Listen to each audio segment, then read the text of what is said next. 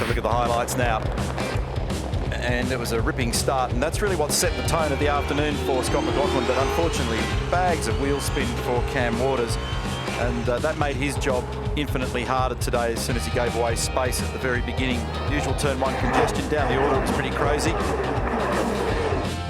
Wild stuff over the top of the curve. Car number one, Jamie Whincup, stopping pretty early, which early on gave him a great yield. He looked very racy and bought track position as a result of that. Climbed right up through the field. Car number 17 comes in as well. But this car, they didn't really have to do anything special with it. They didn't do anything fancy with any changes in the pit stop. Just did what they had to do, and it worked very nicely. Mark Winterbottom, Botlow Racing, they took a different path today. A very different approach. But ultimately it worked very nicely. So he was able to make some ground. Now this was a telling moment down at turn 7 in the battle between Chaz Mostert and Jamie Whincup. Chaz was on his way into the pit lane.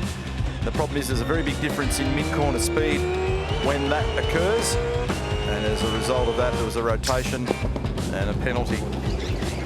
Late pit stop for Mark Winterbottom. And then what that set up was an interesting charge back through the field. At one point I remarked that there was 21 seconds to game, clawed back an awful lot of it, and was able to not only get himself on the podium, but end up in a runner-up position, which was fantastic, cleaning up Tim Slade there in the process. Back to the race leader. He's been making a habit of this in the recent past. Shades of 2017. This is what McLaughlin did last year at Phillip Island and then subsequently in Western Australia.